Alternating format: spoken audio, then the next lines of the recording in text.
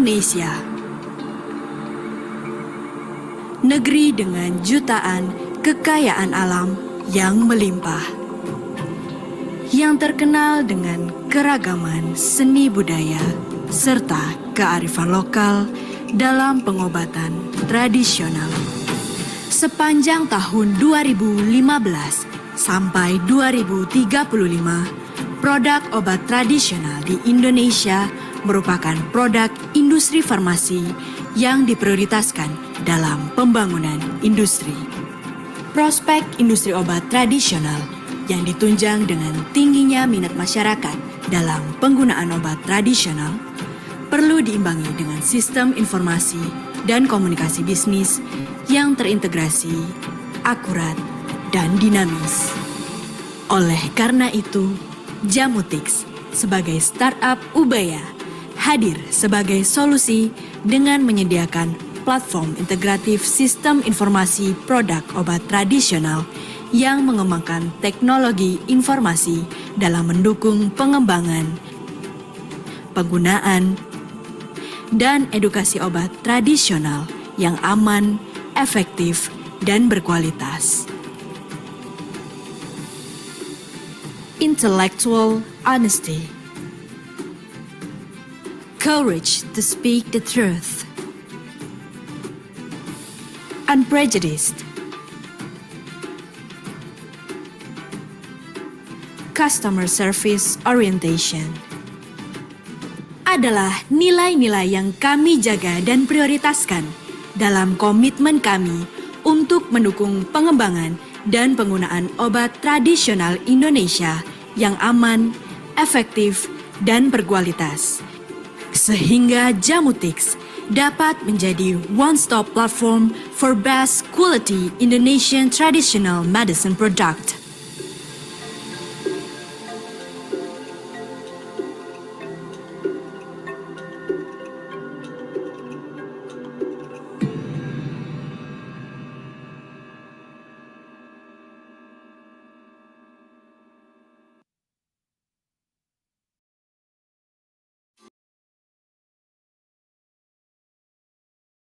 Assalamualaikum warahmatullahi wabarakatuh. Shalom, salam sejahtera, Om Swastiastu, Namo Buddhaya, salam kebajikan. Selamat pagi kepada Bapak Ibu dan rekan-rekan sahabat Jamutix.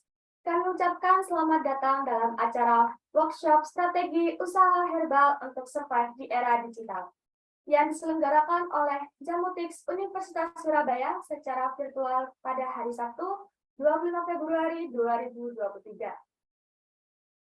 Izinkan saya memperkenalkan diri, saya Berti Ratna yang bertindak sebagai pemandu acara pada kesempatan kali ini. Bersama dengan Bapak Ibu dan rekan-rekan peserta workshop Jamutix yang pastinya sangat antusias dalam mengikuti workshop hari ini. Sebelum mengawali acara ini, marilah kita panjatkan doa bersama sesuai dengan keyakinan masing-masing.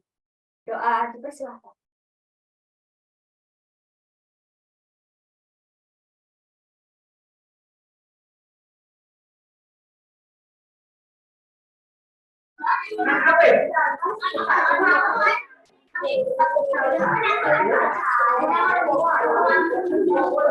Bapak Ibu dan peserta, marilah kita bersama-sama menyanyikan lagu kebangsaan Indonesia Raya. Hadirin kami persilahkan untuk duduk tegak di tempat dengan sikap sempurna.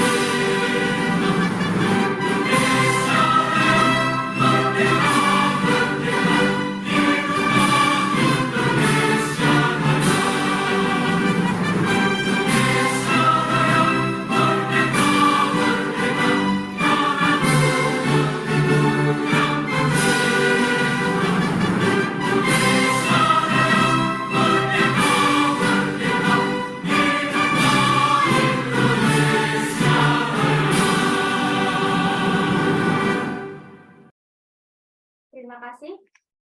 Panitia ingin menginformasikan bahwa di akhir acara nanti, panitia akan memberikan giveaway bagi peserta yang aktif bertanya dan juga menjawab pertanyaan.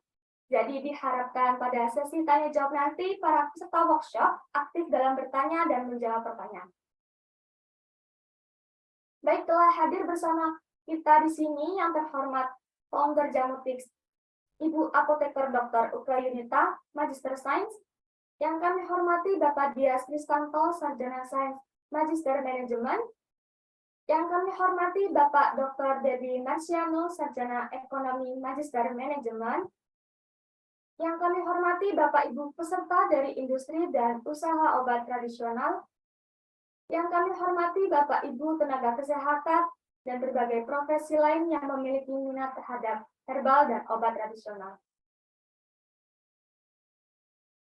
Acara hari ini akan kita mulai dengan sambutan yang akan diberikan oleh Ibu Dr. Uka Yunita sebagai founder Jamutix. Ibu Dr. Uka Yunita merupakan salah satu dosen dari Fakultas Farmasi Universitas Surabaya. Selain itu, beliau juga peneliti di bidang bioteknologi farmasi dan obat herbal. Kepada Ibu Dr. Uka Yunita, kami persilakan. Ya, Terima kasih, Berti. Selamat pagi, Bapak, Ibu, rekan-rekan sahabat Jamutix. Akhirnya kita bertemu lagi ya dalam satu acara atau event Jamutix yang biasanya kita adakan secara periodik ya, setiap 2 bulan. Saya menyapa dulu pertama-tama kepada Bapak narasumber, Bapak Deddy Marsiano. Terima kasih, Pak, sudah meluangkan waktunya yang sangat padat ya untuk kami di Jamutix, di mana kami nanti akan mendapatkan ya, ingin mendapatkan insight gitu ya dari pakar manajemen nih Bapak Ibu dan rekan-rekan sahabat Jamutix ya. Pak Deddy Marsiano nanti mungkin akan diperkenalkan secara lengkap oleh Bapak Moderator. Nah, saya menyapa dulu sahabat dari rekan-rekan dari Jamutix ya. Yang pertama, saya melihat ada beberapa rekan-rekan pengusaha, baik itu dari industri dan juga usaha obat tradisional. Selamat pagi semuanya, Bapak, Ibu, rekan-rekan. Memang hari ini kita khususkan ya untuk teman-teman yang sudah pernah memiliki workshop ini diselenggarakan untuk teman-teman yang sudah memiliki usaha herbal gitu ya. Walaupun tidak menutup kemungkinan bagi Bapak, Ibu, dan rekan-rekan sahabat Jamutix yang nantinya ingin menggeluti gitu ya usaha herbal terutama ya. Nah, jadi tanpa berpanjang lebar, kami juga berterima kasih juga untuk rekan-rekan dari PDHMI, Bapak Ibu dokter yang sudah ikut bergabung di dalam acara ini. Kemudian juga member setia Jamutix yang lain gitu ya, ada akademisi, kemudian juga Bapak Ibu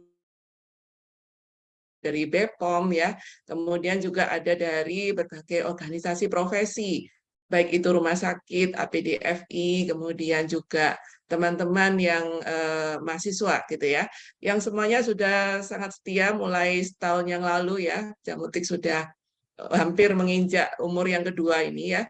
Nah, dan kami sangat berkomitmen untuk betul-betul membantu Bapak Ibu, tidak hanya pengusaha di bidang herbal sebenarnya ya, tetapi juga Bapak Ibu yang lain, yang dari profesi lain, untuk memanfaatkan informasi herbal ini supaya herbal ini bisa digunakan secara efektif, kemudian aman ya, dan juga terjamin kualitasnya. Oleh karena itu, Jamutix selalu berusaha rutin gitu ya, mengadakan acara yang bisa memberikan edukasi dan juga insight gitu ya kepada Bapak, Ibu, dan rekan-rekan sahabat Jamutix. Saya berharap kebersamaan kita ini akan terus berlangsung gitu ya, sehingga nantinya jamu atau obat tradisional di Indonesia ini bisa betul-betul menjadi tuan rumah ya, dan benar-benar bisa menggaungkan eksistensinya di luar negeri juga. Demikian mungkin sahabat sambutan saya. Semoga acara ini berjalan dengan lancar dan mohon maaf jika ada beberapa kekurangan di dalam penyelenggaraannya. Terima kasih, selamat menikmati dan mengikuti acara workshop ini. Selamat pagi. Baik, terima kasih kepada Ibu Dr. Uke Yunita atas sambutan yang diberikan. Selanjutnya, mari kita bersama-sama menyaksikan penayangan video Jamu DB agar Bapak, Ibu, dan rekan-rekan Jamutix dapat mengenal lebih dalam mengenai Jamu DB.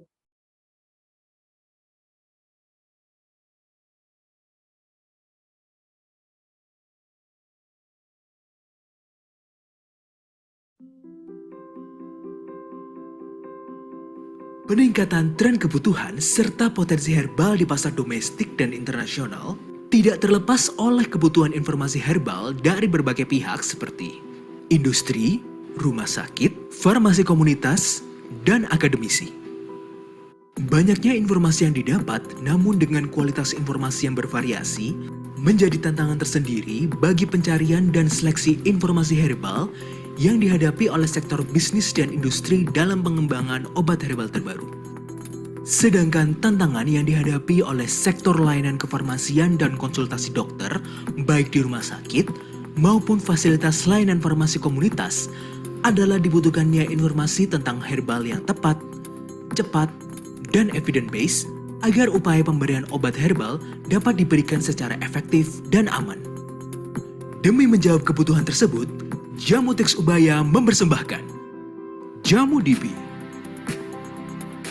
JamuDB merupakan sistem yang mengedepankan transformasi database herbal berbasis artificial intelligence. JamuDB menyediakan informasi-informasi herbal yang dapat ditarik secara otomatis dan up-to-date dari berbagai sumber informasi, baik dari website Jamutix, artikel ilmiah yang tersitasi, serta data-data yang diperoleh dari berbagai public database dan web tool terkait bahan alam dan bioinformatika yang terpercaya. Penggunaan AI dalam sistem JamuDB memungkinkan JamuDB untuk memberikan pemeringkatan informasi berdasarkan parameter-parameter kualitas informasi yang telah ditentukan sebelumnya. Penggunaan JamuDB dalam pengembangan produk baru berbahan herbal dapat meningkatkan efisiensi, menghemat waktu, dan meminimalisir human error sehingga proses pengembangan produk herbal dapat berjalan dengan lebih efisien.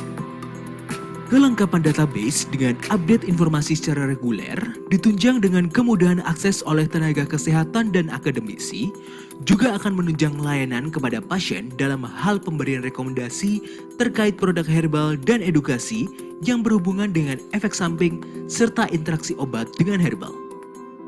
Berdasarkan keunggulan tersebut, pengembangan dan penggunaan obat tradisional Indonesia yang aman, efektif, dan berkualitas di semua lini bisnis dan layanan kesehatan akan semakin ditingkatkan bersama JamuDB.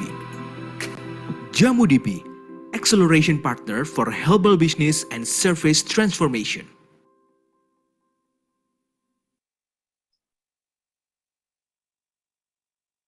Demikian penayangan video singkat dari JamuDB. Baik, kita akan beranjak ke acara selanjutnya, yaitu sesi dokumentasi. Kami persilahkan Bapak, Ibu, dan rekan-rekan peserta workshop untuk menyalakan kamera sejenak sehingga dapat didokumentasikan oleh panitia. Kepada panitia dipersilahkan.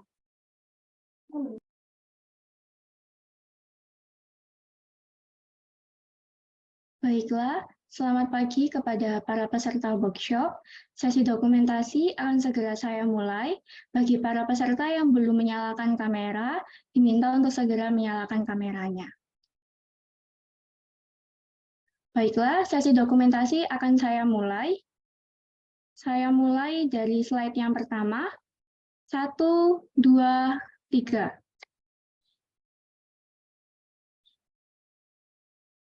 Selanjutnya slide kedua. 1, 2, 3. Slide ketiga. 1, 2, 3. Dan slide terakhir. 1, 2, 3. Baiklah, sesi dokumentasi telah selesai. Saya izin kembalikan kepada MC. Terima kasih. Baik, Bapak, Ibu, dan rekan-rekan peserta workshop,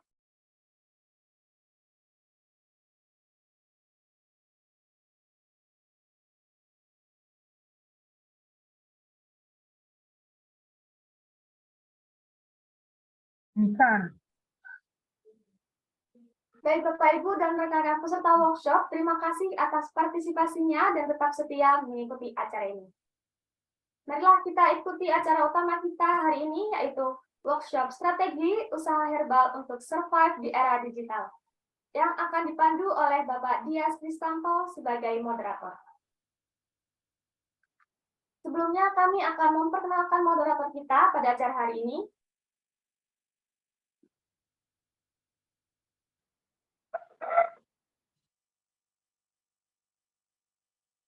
Bapak Dias Kristanto memiliki berbagai pengalaman di bidang marketing dan manajemen operasi di berbagai perusahaan, seperti di PT Surabaya Agung Industri dan Indofood Group. Selain itu, beliau juga merupakan pemerhati di bidang bisnis digital, dan saat ini beliau juga adalah kandidat Doktor Manajemen Teknologi ITS Surabaya.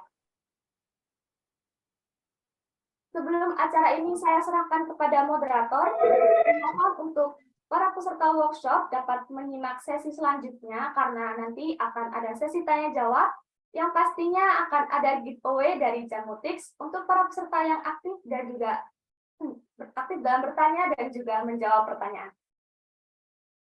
Hadirin sekalian, tanpa berpanjang lebar lagi, kami persilahkan Bapak Dias Kristanto untuk memandu acara workshop pagi hari ini. Baik.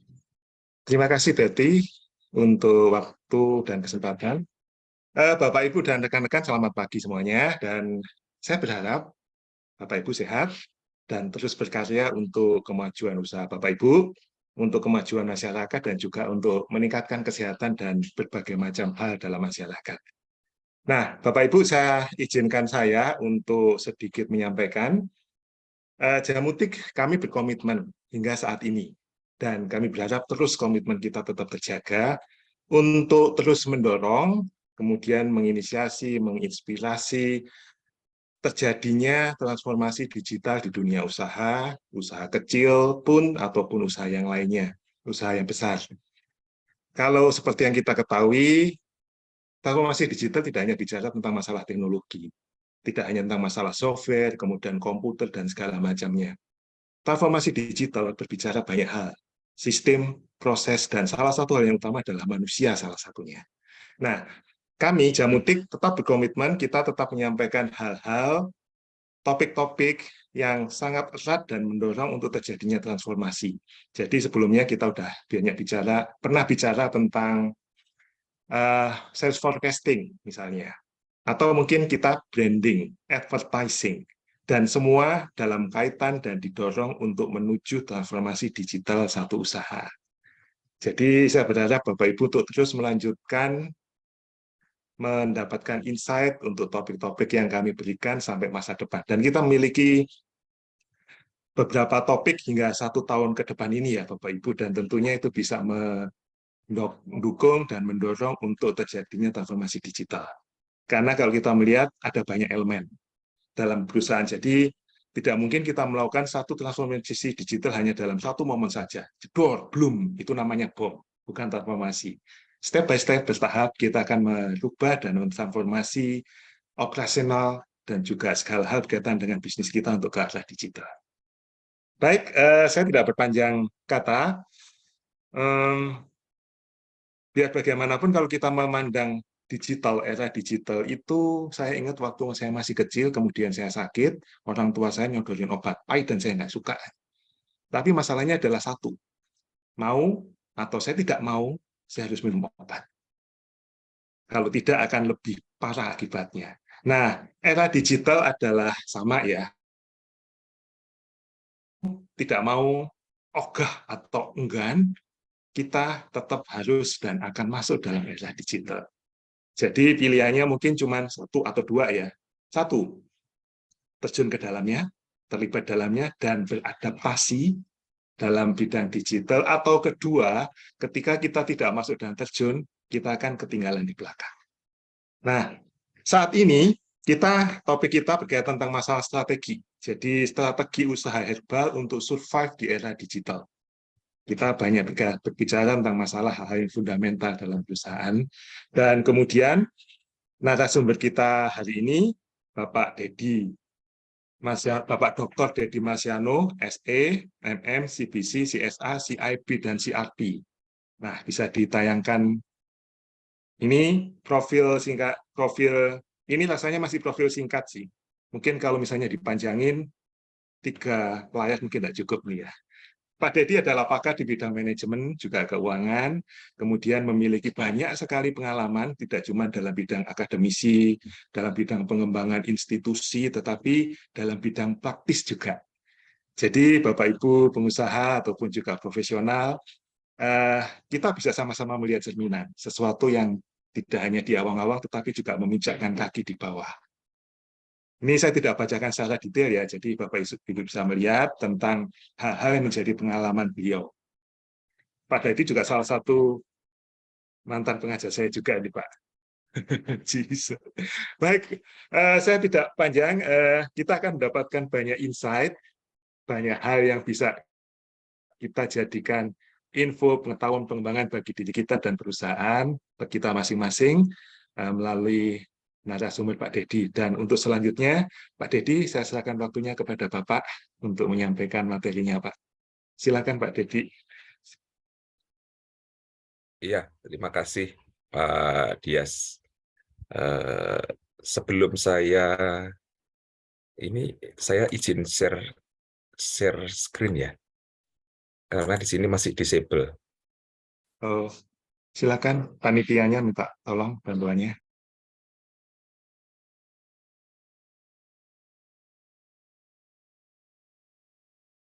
Nah, sudah bisa.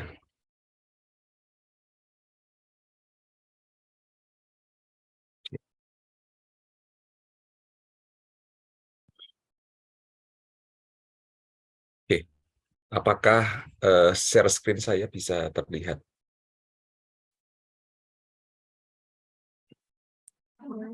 Bisa, Pak. Saya, oke. Assalamualaikum warahmatullahi wabarakatuh. Shalom, Om Swastiastu, Namo Buddhaya, salam kebajikan, salam multikultur dari Ubaya, dan salam inovasi dari jurusan manajemen. Kami di jurusan manajemen memiliki visi terkait dengan inovasi, karena kami sadar bahwa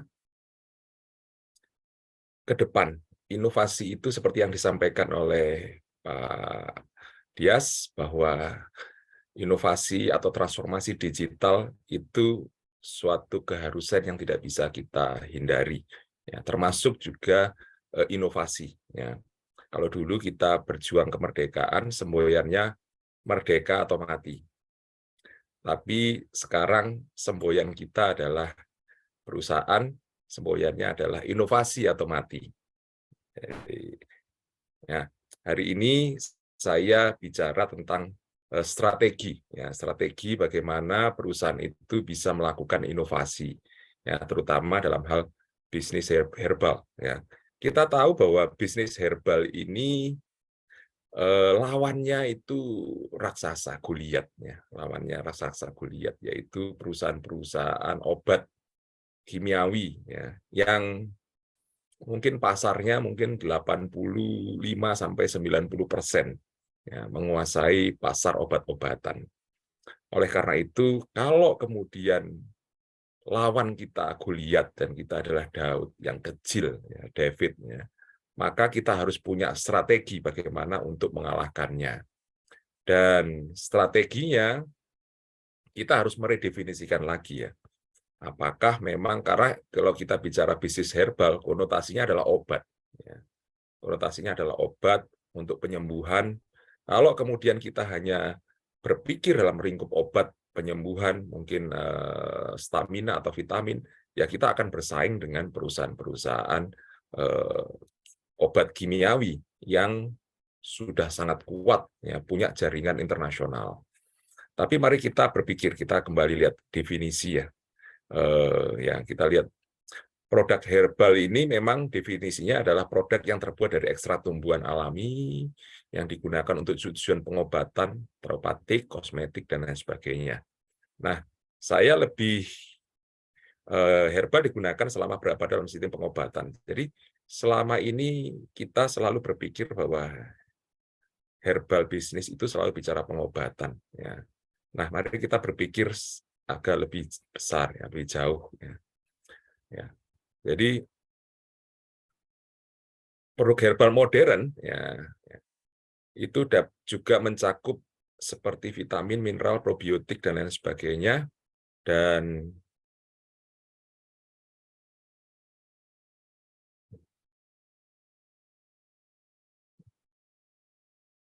ya, tujuannya untuk kesehatan, ya, tujuannya untuk kesehatan. Nah, konsumen juga sering tertarik, ya, pada pendekatan alami, ya, untuk kesehatan dan kebugaran. Nah, saya mencoba untuk mempelajari, ya, tentang natural product dan herbal product, ya.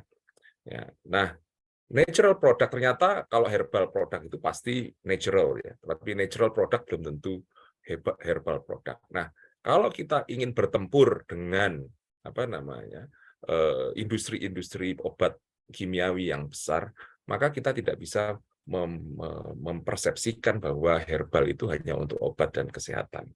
kita harus bisa mengembangkan bahwa yang namanya herbal itu adalah untuk daily life activity, daily life products, produk yang kita pakai untuk keseharian kita. Ya, sehingga kalau kita perang gitu ya, perang dengan perusahaan obat kimiawi yang besar, kita tidak head to head, ya, tetapi kita gerilya. Ya, herbal ini harus menjadi basis herbal ini harus bergerilya ke bidang-bidang yang dipakai oleh konsumen sehari-hari. Ya. Oleh karena itu nanti saya akan jelaskan ya apa potensi-potensi yang bisa dikembangkan tidak hanya sebagai pengobatan, tetapi adalah daily use product, ya, produk yang digunakan dalam aktivitas sehari-hari. Ya. Ya, hampir mirip dengan yang namanya natural product. Ya, kita harus berusaha untuk masuk ya ke branding kita jangan herbal. Ya, herbal itu terkesan sangat pengobatan. Tetapi ketika kita bicara natural product, ya, which is herbal itu bagian dari natural product, maka itu bisa kemana-mana.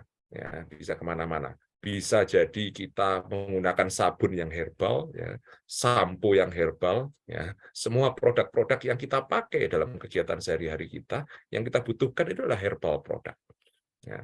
Kalau kita kemudian mengembangkan ke arah sana, maka otomatis kita tidak head to head dengan perusahaan-perusahaan raksasa obat-obat kimia. Tetapi kita berusaha bergerilya sehingga pada akhirnya nanti juga kita bisa menang. Karena apa? Dengan gerilya seperti itu, perusahaan obat kimia nggak akan bisa melakukannya. Nah, mari kita lihat satu persatu. Kita lihat datanya seperti apa. Ini hasil survei. Saya selalu bicara tentang data, ya, karena saya orang ekonomi ya, Pak Dias. Saya selalu bicara tentang data, orang finance juga, ya, orang marketing juga, orang inovasi ya. Kebetulan saya belajar strategic innovation, yang selalu bicara tentang data. Nah, oke, ini dari McKinsey, hasil survei dari McKinsey, kita lihat bagaimana ya hasilnya. Pertama, ya, ini adalah perilaku konsumen Indonesia, orang Indonesia after COVID. Ya. Kalau dulu 63% itu melakukan aktivitas di rumah, ke depannya sudah mulai turun, Pak Dias, teman-teman. Sudah mulai dari 63%, sekarang turun dari 59%. Artinya orang sudah mulai beraktivitas normal ya di luar rumah. Ya. Kemudian yang kedua, ya, shopping. Ya. Shopping atau belanja di toko-toko offline atau physical store itu awalnya 14% pada saat pandemi, sekarang sudah naik ke 26%. Artinya orang sudah mulai dulunya terpaksa belanja online, kemudian ke depan ini naik. Artinya orang mulai belanja di pasar yang offline atau physical store. Ya, ini perilaku yang akan terjadi ke depannya. Kemudian selanjutnya kita bicara tentang spending. Ya, ini spending. Ini menarik ini Bapak-Ibu sekalian. Nah, ada dua di sini, entertainment and leisure kategori sebelah kiri dan retail kategori sebelah kanan. Kita lihat ya. Nah, kita lihat. Ternyata untuk kategori entertainment dan leisure kategoris ternyata makanan take away itu increase. Ya, orang beli makanan take away increase. Kemudian home entertainment increase, makanya Netflix, ya, kemudian ada banyak gitu ya, HBO Asia menawarkan berbagai entertainment. Karena itu apa? Spendingnya naik di sana.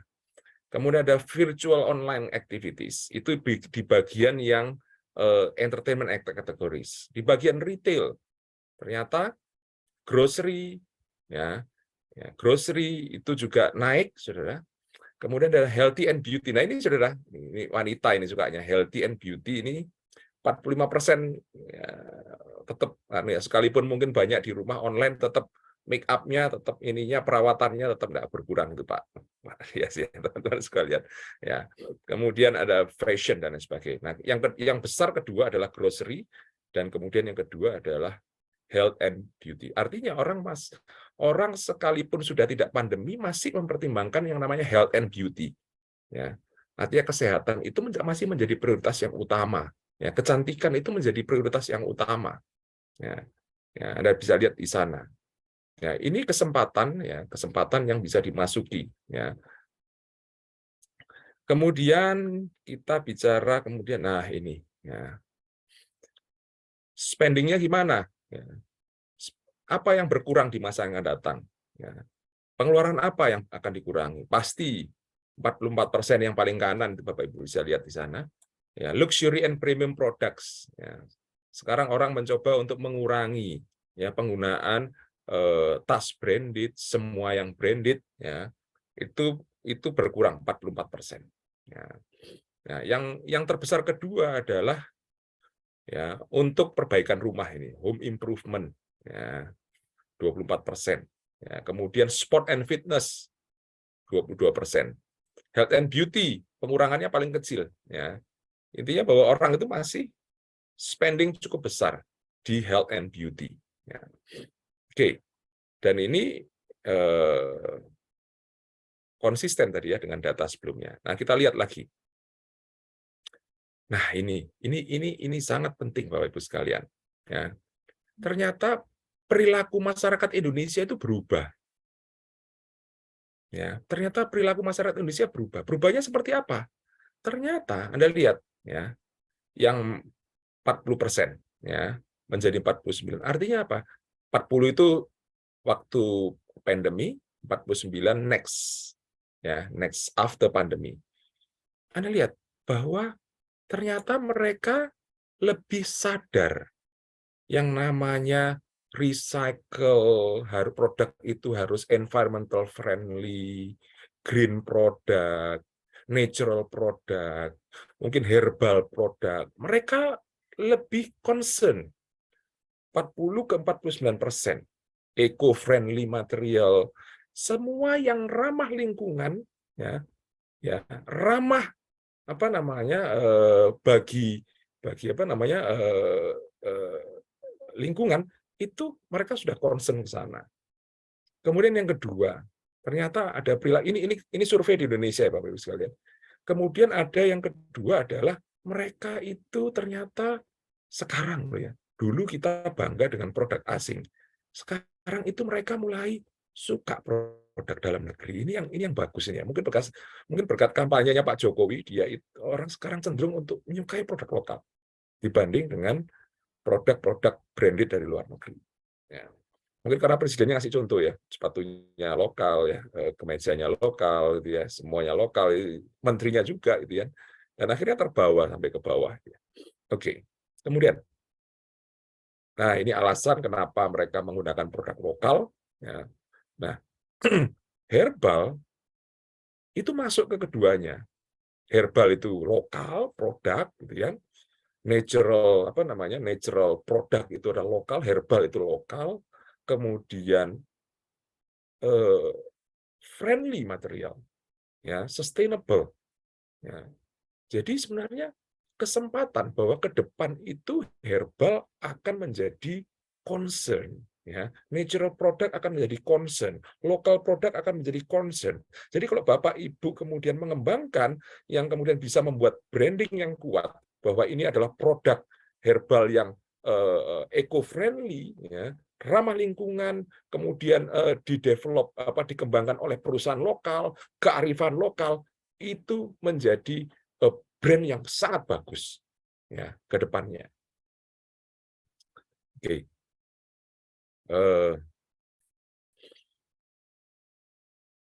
Mohon maaf Pak Dias, ini saya sampai jam berapa ya? Karena kalau dosen itu ngajar lupa. Nah. Saya biasanya terakhir ngajar 4 jam. Iya, 2 SKS lah, 3 SKS bisa langsung ya Pak ya. Oke.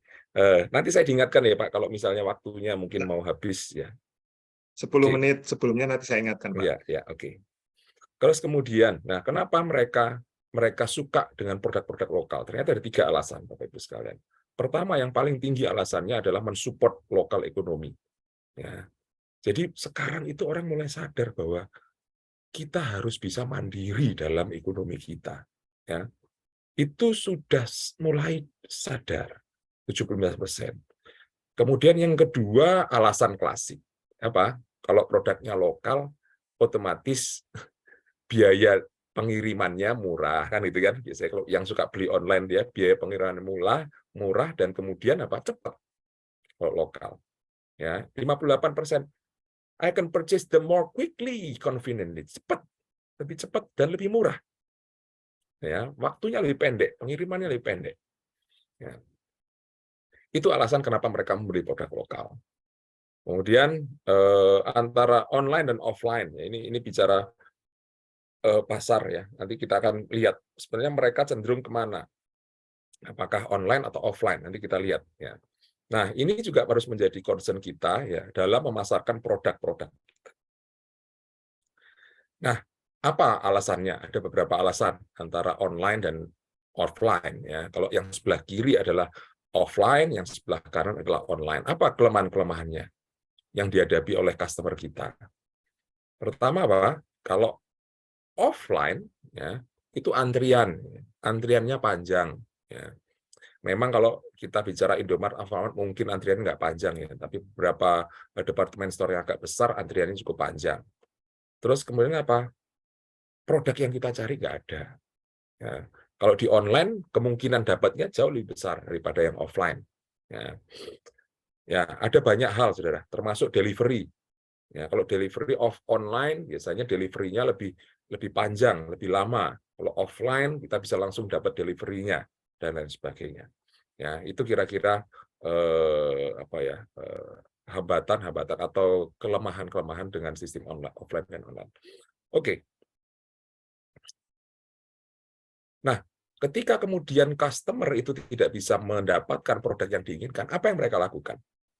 Ya, ternyata ketika produk konsumen itu tidak bisa menemukan produk yang diinginkan, ternyata mereka itu mencari di website, membanding-bandingkan, ya, membandingkan ya beberapa website harganya, ya, terus kemudian ada diskon atau tidak dan lain sebagainya, ya, dan kemudian kalau di offline tidak ada, ternyata mereka pindah ke membelinya secara online, karena online biasanya selalu tersedia, ya, sekalipun mungkin penjualnya jauh, ya. Kemudian lanjut. Nah, ini yang tadi Pak Dias mengatakan digital itu ya. Ya, sekarang ada virtual reality, ya, VR. Apakah VR itu kemudian menjadi gaya hidup dalam berbelanja? Ternyata belum. Ternyata belum. Saat ini ke depan ini belum. Ya, VR masih belum menjadi pilihan untuk berbelanja. Ya. Jadi mungkin kalau 3-5 tahun lagi mungkin iya, tapi dalam 2 tahun ke depan tidak. Ya. Oke. Kemudian, nah, apa yang menjadi concern dari pembeli kalau kita berbelanja? Ternyata satu, Pak, Bapak Ibu sekalian, yang menjadi concern yaitu apa? Keamanan transaksi dan keamanan data. Ya. Itu yang menjadi penting. Ya. Jadi kalau saudara Bapak Ibu berbisnis, ya, keamanan itu jauh lebih. Kepercayaan itu, ketika kemudian kepercayaan runtuh, maka runtuhlah semuanya. Ya. Kemudian baru yang kedua adalah customer experience. Gampang enggak toh? Nanti transaksinya berbelit-belit, pembayarannya berbelit-belit, responnya tidak cepat. Nah, itu baru yang kedua, Bapak Ibu sekalian. Ya. Kedua. Ketiga, tentang personalisasi, pelayanannya ramah enggak dan lain sebagainya. Ya, tapi yang pertama kita harus perhatikan adalah keamanan data. Ya, data transaksi jangan sampai kemudian keluar data customer kita, kartu kredit, ya semuanya data-data pribadi jangan sampai kemudian tidak aman. Ya. Nah, ini Bapak Ibu sekalian. Ini mungkin penting bagi Bapak Ibu sekalian. Ada 3, ya. Trust the company of brand. Percaya pada brand suatu perusahaan. Ternyata faktor yang terbesar itu apa? Percaya pada merek tertentu. Ya, kepercayaan pada merek tertentu, ternyata faktornya yang terbesar adalah environmental. Apa? apakah perusahaan itu concern pada masalah lingkungan. Lagi, ya, apakah bisa jadi produknya aman, kan gitu kan? Ya, dia memperhatikan masalah lingkungan, ya.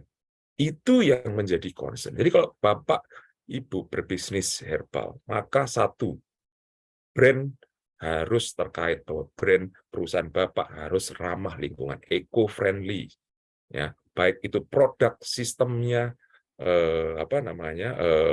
delivery-nya dan lain sebagainya. Contoh misalnya, delivery-nya sudah nggak pakai plastik. Nah, itu menunjukkan apa?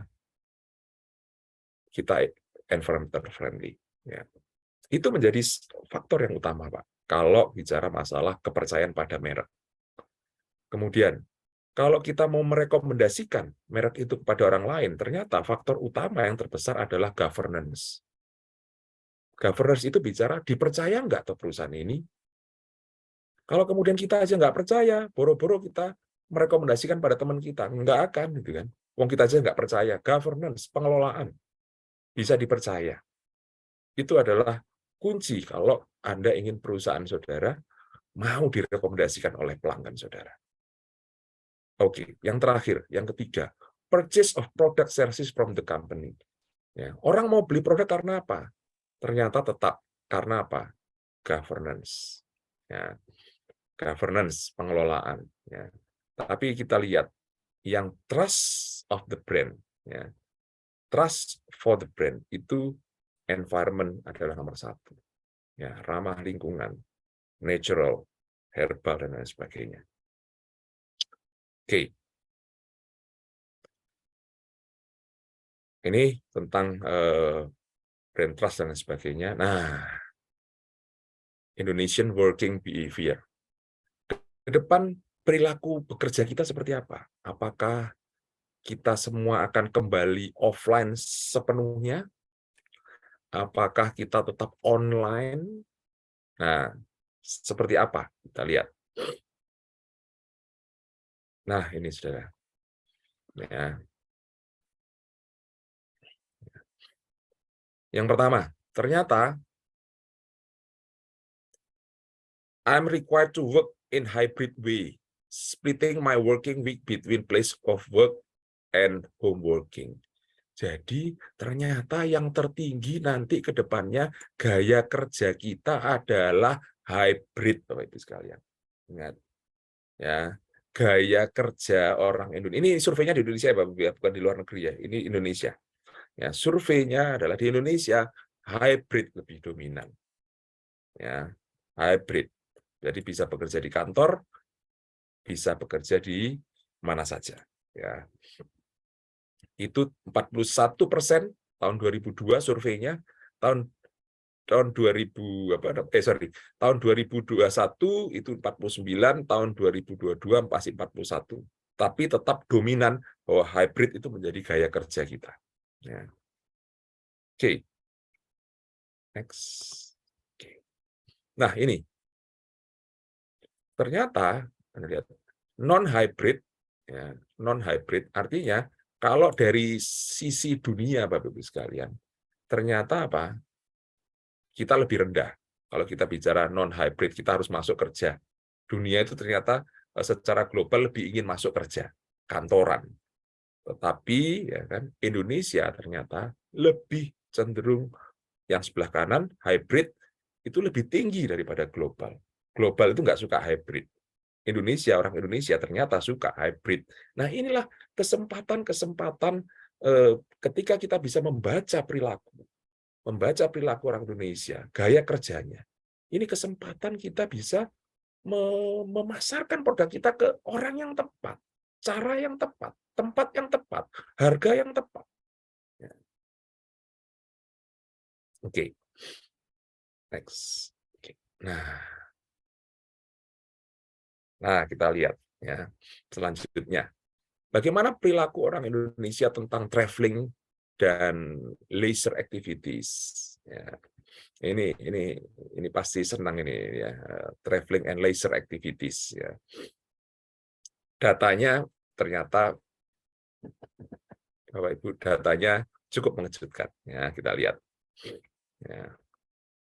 Ternyata yang terjadi adalah orang Indonesia mengurangi traveling ke luar negeri. 42%, kita lihat di sini. Travel on international flight, orang Indonesia mengurangi jauh untuk traveling ke luar negeri. Ya, mereka lebih mungkin sudah sadar bahwa keindahan alam kita di Indonesia jauh lebih bagus daripada di luar negeri. Ya, hanya orang-orang yang mungkin mampu, dalam tanda kutip sangat mampu, dia akan atau terpaksa karena harus perjalanan dinas ke luar negeri, maka mereka akan melakukannya. Tapi kalau tidak, kecenderungannya adalah mereka mengurangi. Ya. Oke. Kemudian, nah ini ya, Indonesian buying behavior. Bagaimana perilaku pembeliannya? Ya. Kita lihat. Nah, ini Bapak Ibu sekalian. Nah, ini datanya. Ini data Indonesia, Bapak Ibu sekalian. Ternyata yang namanya upper class, ya, upper class itu berarti pendapatan yang atas, itu cenderung membeli lebih banyak dan harga yang lebih mahal. Ya, sehingga total value-nya dia meningkat. Ya, total value-nya meningkat. Tetapi kalau pasar Bapak Ibu adalah middle class and low, ya, middle class and low, kalau memang pasarnya Bapak Ibu adalah middle class and low, maka ke depan mereka akan cenderung apa? Beri barang yang lebih murah. Ya, mereka akan cenderung beli barang yang lebih murah. Nanti kita lihat, ternyata kalau frekuensinya gimana? Ya, nanti kita lihat. Ya. Volumenya gimana? Volume itu maksudnya sekali beli berapa? Apakah banyak, sedikit? Ya. Kalau frekuensi seminggu, misalnya 5 kali, atau 3 kali, atau 2 kali, itu bicara frekuensi pembeliannya. Kita lihat, apakah ada perbedaan antara upper class, middle class, dan low class. Bapak Ibu harus tahu, Bapak Ibu produk pasarnya yang mana. Kalau Bapak Ibu tahu pasar yang mana, maka strateginya akan kita bisa tahu gimana harus strateginya. Oke, next. Next. Oke. Nah, kita lihat. Ya. Ternyata ada 2 sektor yang tumbuhnya luar biasa. Dari sini. Artinya, kita bisa lihat ada 2, yaitu apa? Beauty and food. Ya, kalau food jelas ya. Food itu berarti kan kita pasti mau krisis enggak krisis, kita tetap namanya food. Tetap. Nah, tetapi yang keren itu adalah beauty, Bapak Ibu lihat. Beauty, healthy, ya. Nah, kita lihat itu naiknya cukup tinggi, 19% growth-nya. Ya. Jadi kalau memang makanya merek-merek apa kosmetik dan lain sebagainya, ya ada beberapa yang booming, ya. Jadi OKB, orang kaya baru ya, beberapa merek gitu ya. Ada apa? MS Glow, ya, ada Wardah dan lain sebagainya, ya, ada banyak sekali merek-merek lokal mereka. Ya, mereka adalah merek-merek lokal. Bayangkan kalau Ibu masuk ke sektor ini dengan produk herbal atau natural, potensinya sangat besar. Ya. Potensinya sangat besar, Bapak Ibu sekalian. Ya. Oke, kita lihat mana ini key cities itu ada kota-kota besar, Bapak Ibu sekalian, kota utama Jakarta, Surabaya, Medan, ya, kota-kota utama. Secondary city, kota-kota kedua, ya, Sidoarjo, Gresik dan lain sebagainya, gitu ya. Nah, ternyata apa? Kita lihat, ya. Nah, kalau hypermarket sama supermarket, pertumbuhannya ternyata pertumbuhannya di kota-kota kedua, Bapak Ibu sekalian. Bisa lihat di sini, kedua. Ternyata hypermarket dan supermarket itu di kota utama Surabaya, Jakarta, Medan, Bandung, Semarang, ternyata itu menurun, Bapak Ibu sekalian. Orang belanja di supermarket dan hypermarket menurun. mereka belanja di mana? Ternyata orang-orang kota besar itu belanjanya online. Anda lihat digital commerce-nya naik 65%. Ya. Untuk KCD, digital market. Jadi kalau saudara targetnya adalah kota-kota besar, ya, jangan promosi offline. Tetapi apa? Mereka belinya di online. Sedangkan kota-kota terbesar nomor 2, ya, online juga, ya, malah lebih tinggi online-nya. Tetapi ingat, hypermarket dan supermarket tetap pertumbuhannya tetap positif 7-8%. Ya. Kalau di daerah pedesaan gimana? Rural. Ternyata rural itu belanjanya mereka adalah di minimarket dan specialty store. Specialty store itu adalah toko-toko yang spesial, yang khusus, misalnya toko obat, ya toko apalagi ya, toko olahraga, yang seperti itu yang mereka beli. Ya, kita kan di kota-kota besar sudah jarang tuh. Ada kita lihat toko olahraga gitu ya, toko peralatan olahraga jarang kita sudah lihatnya.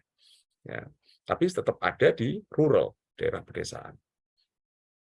Nah, Anda lihat di sebelah kanan digitalnya, penetrasinya di kota besar sangat besar. Sehingga apa? Yang kita harus lakukan adalah kalau kita memang targetnya adalah key cities, kota-kota utama, ya kampanye digitalnya kita harus bagus, media sosialnya kita harus bagus, digital marketingnya kita harus bagus. Itu ada strategi bagaimana digital marketing, bagaimana menjadi viral di sana. Ya. Kalau kita memang targetnya mau kota besar. Oke. Kemudian, nah ini. Ya. Nah,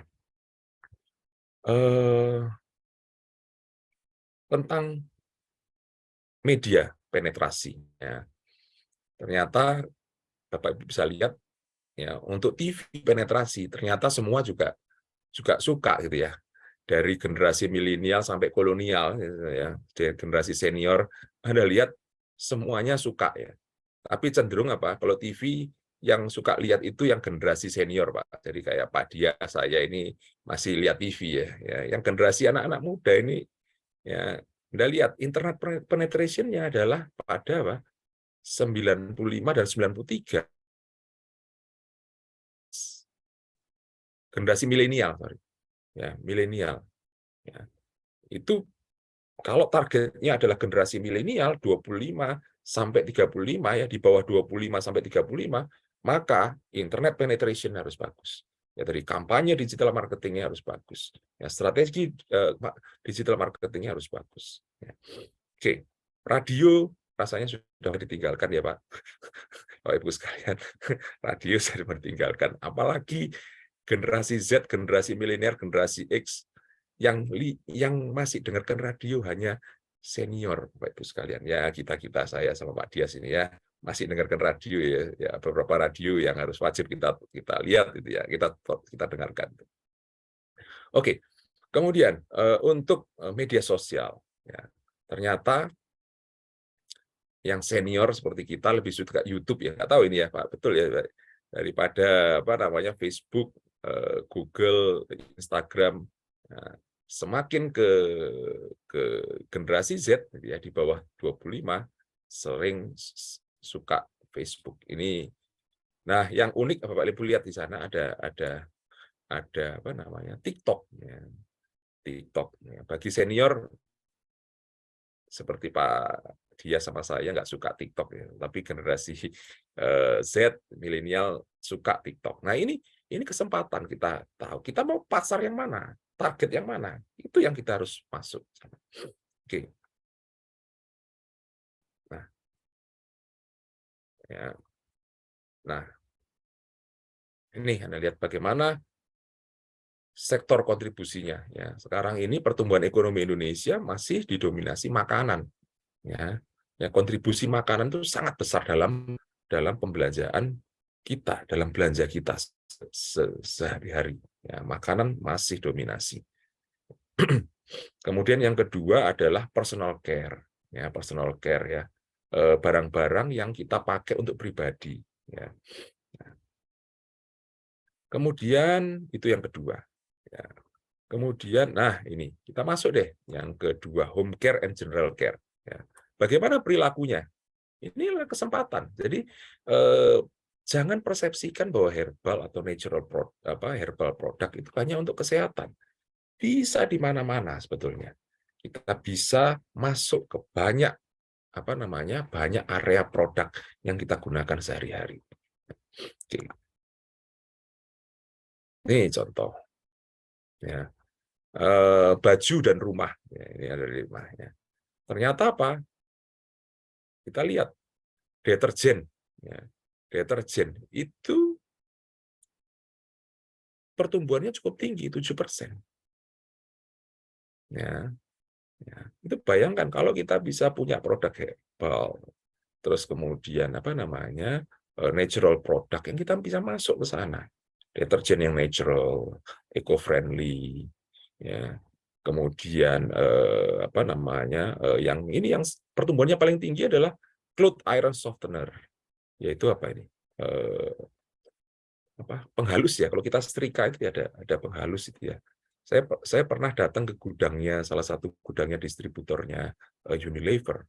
Ternyata dari sekian rak itu, ternyata penghalus pakaian itu ternyata raknya paling banyak. Ya. Artinya apa? Pertumbuhan yang namanya softener untuk pakaian dan lain sebagainya itu ternyata pertumbuhannya cukup tinggi. Makanya sini ada 11%, 12% Bapak Ibu sekalian. Ya. Pertumbuhannya cukup tinggi. Oke. Kemudian, ya. Nah, kita lihat. Nah, gimana untuk kelas atas, kelas menengah, dan kelas bawah? Ternyata apa? Ternyata untuk kelas atas, setiap kali belanja, jumlahnya dia menjadi lebih sedikit, 4% lebih sedikitnya. Kita lihat. Ya. Jadi untuk upper class, volumenya jadi lebih sedikit. Ya. Tapi untuk middle class malah turun. Turun. Ya, semuanya turun ya. Intinya turun semua. Tapi yang paling besar ya itu adalah lower class. Jadi lower class ini paling sensitif terhadap perubahan harga. Kita tahu inflasi sekarang cukup tinggi, sehingga kemudian itu berdampak pada lower class. Sehingga volume setiap kali belanja dia berkurang. Ya. Nah, frekuensinya juga. Ya, frekuensi itu apa? Kalau seminggu biasanya 4 kali belanja, mungkin dia berkurang menjadi 3 kali. Jadi frekuensinya berkurang. Ya. Itu di lower class. Jadi paling kena dampak adalah kalau produk Bapak Ibu sekalian itu masuk ke lower class. Ya, dalam kondisi seperti ini. Oke. Kemudian ini tadi sudah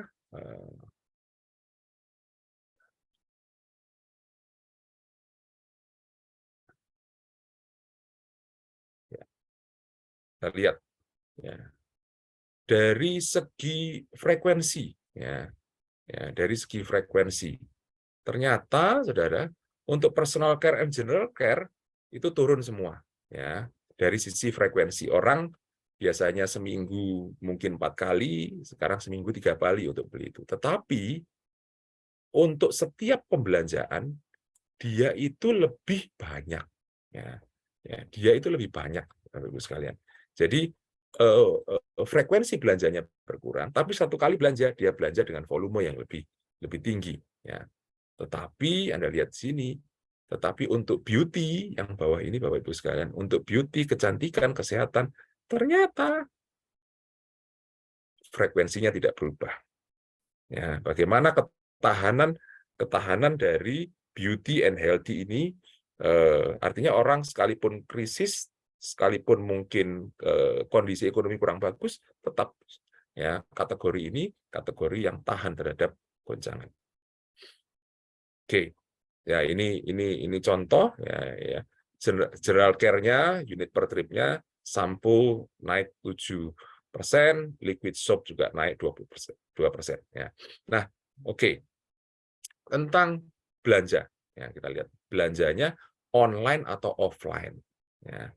Ternyata Bapak Ibu sekalian, kita lihat di sini, yang warna abu-abu itu adalah offline only. Offline only. Yang warna ungu itu adalah kombinasi antara online dan offline. Jadi kalau dilihat dari data ini 2020, 2021, 2002 memang kecenderungan orang itu mix ya, antara online dan offline ya, belanja online dan offline itu meningkat. Tetapi dominasinya offline masih jauh lebih besar. Orang belanja offline untuk kebutuhan sehari-hari loh ya, yang tadi home care and personal care itu masih offline. Ya. Jadi masih offline kalau home care dan personal care. Ya. General care. Okay. Kemudian yang kedua baby kategori. Ya, baby kategori. Nah, ini juga potensinya besar, Bapak Ibu sekalian. Ya. Kita lihat. Ya. Pertumbuhannya bagus. Anda lihat 2019, ya, value-nya ya, naik terus, sekalipun mungkin pertumbuhannya tahun 2022 berkurang ya dibandingkan 2019. Ya. Nah, apa yang menjadi banyak atau dominasinya apa? Ternyata diapers. Ya, pertumbuhan itu ternyata yang paling banyak pertumbuhannya adalah diapers, Bapak Ibu sekalian. Nah, kemudian ya. Nah, ini ya tentang upper class, middle class, and low class. Bagaimana mereka pembelian tentang alat-alat bayi ya untuk bayi seperti apa? Ternyata untuk yang upper class dia cenderung memilih produk-produk yang premium dan super premium. Ya. Biasanya orang-orang yang seperti ini yang untuk bayi selalu mencari yang terbaik untuk anaknya. Jadi kalau upper class dia akan cenderung milih yang premium dan super premium. Nah, kalau upper class itu belinya pak yang besar, ya, beli pak yang besar. Sedangkan untuk low class dia beli yang sasetan, dia beli yang ukuran yang kecil-kecil. Ya, itu perilakunya. Ya.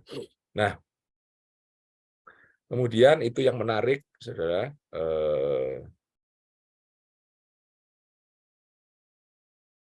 Ya, ini apa yang dibeli di online store, ya, sama offline store. Ya. Ternyata apa? Online store itu cenderung ya beli minyak telon, minyak itu ya, dan diapers.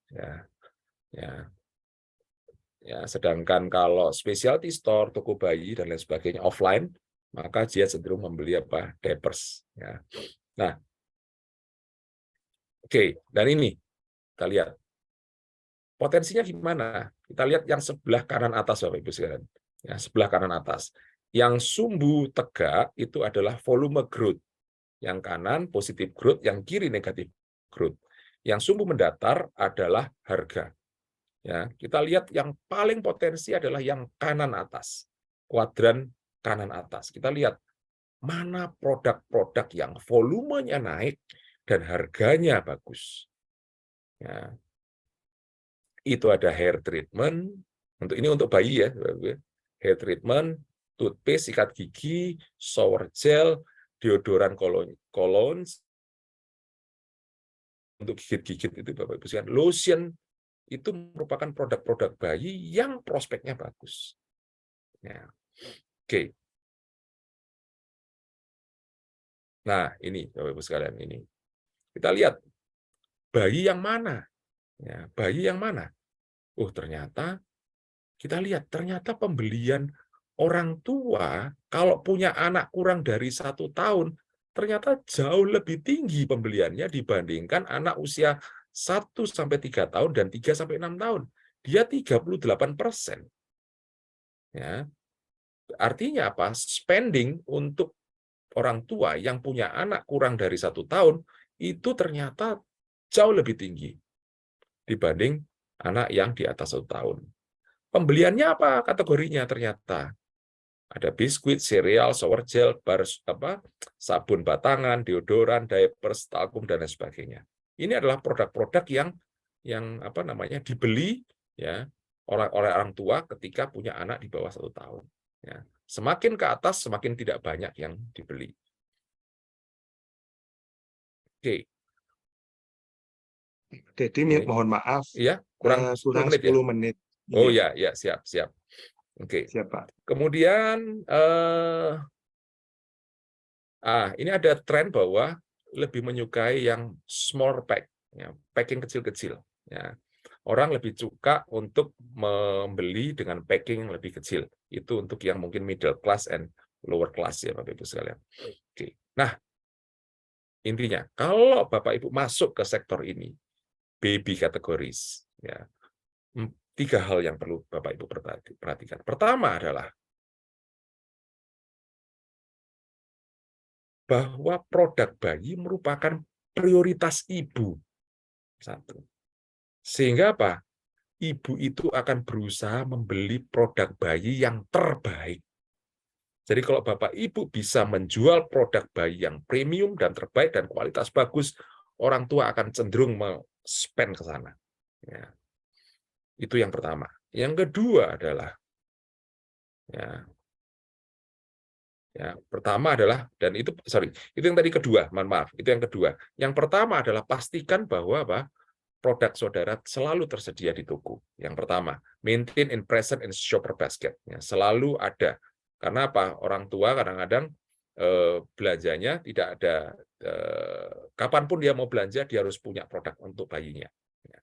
Yang kedua adalah ibu akan cenderung memilih produk yang terbaik untuk anak. Dan yang ketiga adalah paketnya menjadi lebih kecil.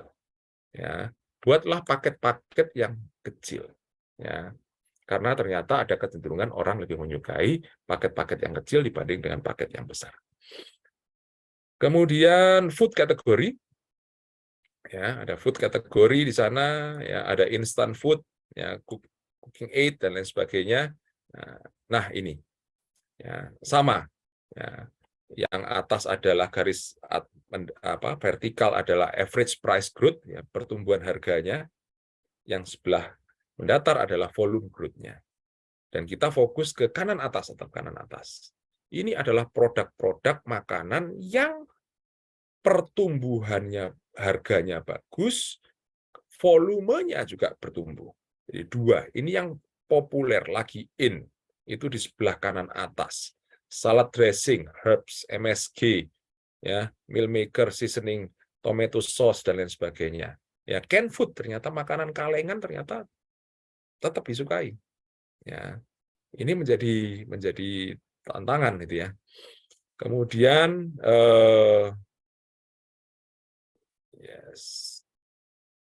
untuk upper, middle, dan lower class sama perilakunya ternyata ya. Frekuensinya sama-sama turun, tapi value-nya lebih tinggi, sama-sama naik ya. Kemudian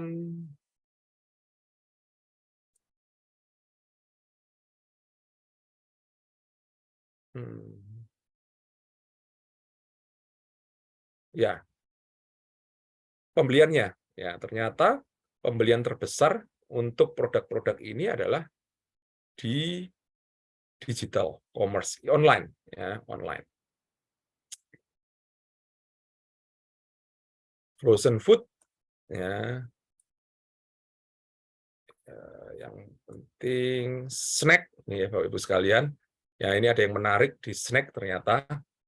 Ternyata snack ini juga menarik, ya, pasar yang menarik. Ya, ternyata Bapak Ibu bisa lihat di sini, ya, pertumbuhan snack untuk anak di bawah 10 tahun itu ternyata pertumbuhannya paling tinggi. Snack untuk anak di bawah 10 tahun, 7% Bapak Ibu sekalian. Ya, semakin tua, snacknya semakin sedikit. Jadi semakin berumur, nyamilnya mungkin semakin sedikit ya Bapak Ibu sekalian. Ya. Oke. Terus kemudian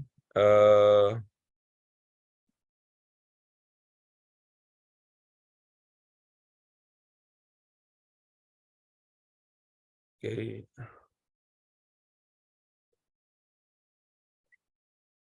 Nah, Anda Bapak Ibu bisa lihat yang sebelah kanan ya. Ya. Yang family pack itu ternyata lebih cenderung turun. Ya. Convenient packs, pack-pack yang kecil, jadi seperti saya sampaikan, Pack-pack yang lebih kecil ternyata lebih disukai. Ya, orang lebih tidak membeli pack-pack yang besar. Oke, kemudian yang disukai adalah coklat, ya, coklat mix, ya, 19%. Ya, kalau rasa itu bicara rasa, coklat mix 19%, yang lainnya tetap ya coklat nomor 1. Saya juga suka coklat itu ya. Coklat kalau mungkin di mix sama coklat keju gitu ya, mungkin ya itu cukup tinggi ininya apa namanya pertumbuhannya. Ya. Kemudian langsung ke beverage, ya, minuman. Ya, ternyata ini sesuatu yang keren, Bapak Ibu sekalian. Minuman ternyata apa? Sebelah kanan Bapak Ibu bisa lihat di sini, ya, Bapak Ibu bisa lihat di sini. Sebelah kanan ternyata semakin tua kita itu konsumsi beverage-nya, minumannya semakin sedikit Bapak Ibu sekalian ya. Semakin sedikit itu ya. Jadi kalau semakin muda beverage-nya konsumsinya banyak, semakin tua semakin sedikit Bapak Ibu sekalian. Ya. Nah, kita lihat ya. Kita lihat ternyata konsumsi paling besar untuk beverage, minuman ya. Apapun minumannya nanti kita akan lihat. Minuman yang mana? Nanti akan kita lihat. Minumannya ternyata adalah anak usia 0 sampai 20 tahun. Itu yang konsumsinya paling tinggi. Ya. Jadi kalau mau masuk ke sektor itu, masuklah di antara 0 sampai 20 tahun. Itu yang pasar yang paling besar. Di atas 21 orang sudah mengurangi. Oke. Kemudian nih ya segmen ya. Nah, kita lihat untuk yang kurang dari 10 tahun, sebelah kanan ini Bapak Ibu lihat, untuk yang kurang dari 10 tahun ternyata apa? Yang dominan adalah apa? Susu. Yang kurang dari 10 tahun ternyata yang dominan adalah susu. Ya, non susu itu lebih rendah ya.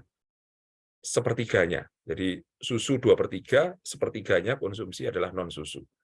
Sedangkan kalau lebih dari 11 tahun sampai 20 tahun, ternyata dominasi minuman yang dikonsumsi adalah di luar susu ternyata. Ya, di luar susu. Ya, kalau 11 sampai 20 tahun. Oke, kita lihat. Nah, kita lihat ini kita lihat ya. Anak kurang dari 10 tahun ternyata susu, ya, liquid milk, ya, masih yang saya kasih hati itu ya. Liquid milk adalah dominasinya. Namun dengan bertambahnya waktu ternyata 11 sampai 20 ternyata suka konsumsi teh Bapak Ibu sekalian. Ya, suka konsumsi teh ya. Ya. Tea ya, itu yang di bintang ya. 11 sampai 20, 21 sampai 30 tea ya. Kemudian 31 sampai 40 masih tea ya, tetapi Anda lihat water, mineral water itu konsumsinya semakin tinggi ketika di atas usia 31 tahun. Ya. Itu yang kemudian harus kita pahami ya, perilaku konsumsi minuman di berbagai generasi. Nah, kapan konsumsinya? Ya. Ternyata teh itu dikonsumsi siang dan afternoon dan setelah siang ya. Ya, noon itu kira-kira jam 11 sampai jam 2 afternoon. Itu teh. Kalau susu konsumsinya adalah early mornings, pagi-pagi dan jam 9 gitu ya, mid mornings. Mineral water biasanya pagi dan pertengahan pagi. Ya, jam 9, jam 6 sampai jam 9. Jus afternoon, siang sampai evening, malam ternyata. Jus itu dikonsumsi malam, siang sampai malam. Kemudian ada isotonic drink. Itu bisa siang sampai dengan malam. Inilah perilaku-perilaku dari masyarakat kita. Oke. Maaf, Bro Dedi, mungkin Ya. sekitar kurang 2 menitan. Oke, kurang domai. Terakhir, ini slide terakhir. Nah, slide terakhir. Ya. Nah, apa yang kita bisa pelajari kalau Anda masuk di bisnis beverage? Pertama adalah young children in dairy, teens in non-dairy. Jadi kalau anak-anak susu sukanya. Kalau remaja sukanya non-susu. Ya. Kemudian yang kedua, driving purchase level up. Artinya offering memorable taste. Anda harus kalau masuk ke beverage, Anda harus pastikan taste-nya itu yang memorable. Ya. Memorable itu apa? Memorable itu unik, ya. Unik dan kemudian, jangan unik nggak enak ya, maksudnya unik sesuatu yang unik tapi enak gitu ya, yang kemudian orang masuk ke benak orang itu. Ya. Kemudian yang ketiga, offering optimum price. Ya, optimum price ini tadi di slide sebelumnya sebetulnya ini kira-kira harganya. Ya, kalau susu 3.000, 5.000 sama 10.000. Ya, itu general trade. Ya. Kemudian yang susu, yang non susu 1.000, 3.000, 5.000. Kalau modern magic price itu kira-kira 3.000, 5.000, 10.000 dan dairy-nya 3.000. Jadi strategi harganya itu harus pas Bapak Ibu sekalian. Oke. Saya rasa itu dari saya Bapak Ibu sekalian. Semoga apa yang saya sampaikan bisa mencerahkan Bapak Ibu sekalian, terutama bagaimana perilaku masyarakat kita dalam mengkonsumsi produk-produk harian. Ya. Nah, inilah kesempatan besar bagi produk-produk Bapak Ibu masuk sebagai branding natural product atau juga herbal product. Saya rasa itu dari saya. Terima kasih. Selamat siang, Bapak. Saya kembalikan ke Pak Dias. Ya, terima kasih banyak Pak Dedi. Bapak Ibu, saya mendapat banyak insight ya. Jadi banyak hal informasi yang ya saya belum tahu sebelumnya, ternyata banyak dipaparkan sama Pak Dedi. Terima kasih banyak Pak. Kemudian Bapak Ibu, mungkin mohon dimaklumi kalau bicara sebenarnya tentang masalah strategi, saya ingat saya itu satu semester masing-masing 3 SKS deh ya. Itu kalau bicara strategi. Dan ini Pak Dedi udah kemas hanya dalam waktu sekitar 25 atau 30 atau 40 menit semua dikemas. Jadi banyak hal sebenarnya yang memang bisa disampaikan cuman karena terbatasnya waktu. Saat ini saya akan buka forum tanya jawab dan beberapa pertanyaan sudah masuk ke sini. Ini saya akan bacakan satu. Jadi kalau Bapak Ibu rekan-rekan ada pertanyaan juga silakan ditulis langsung.